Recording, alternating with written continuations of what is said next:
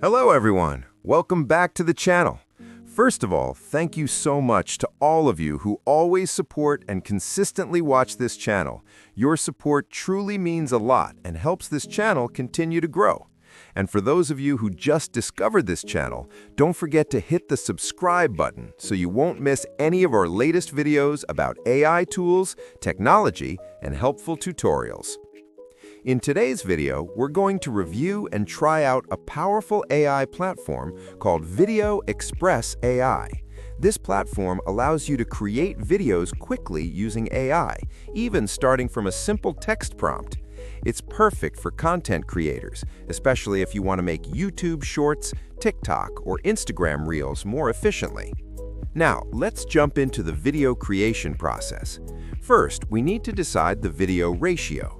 Since we're creating content for YouTube Shorts, I'm going to use the 9:16 ratio, which is vertical format.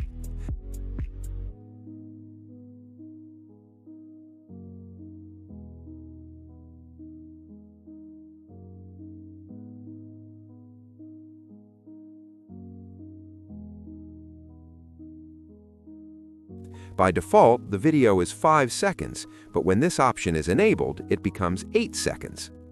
Then click Create Video, and the video will start processing. To create the next scene, just repeat the same steps. Delete the previous prompt, copy and paste the new prompt for the next scene, and generate it again. Do this for all the scenes you want to create.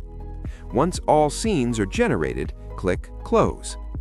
You'll receive a notification when the videos are finished processing. Just click on the notification.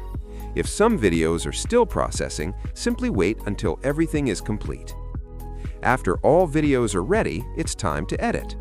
Add the videos to the timeline in the correct order. You can either click Add to Timeline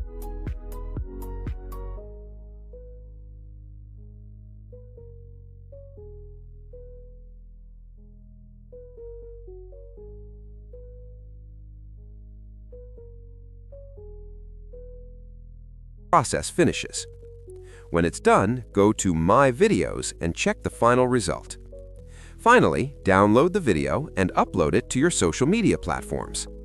If you'd like to try Video Express AI yourself, the link is available in the video description below.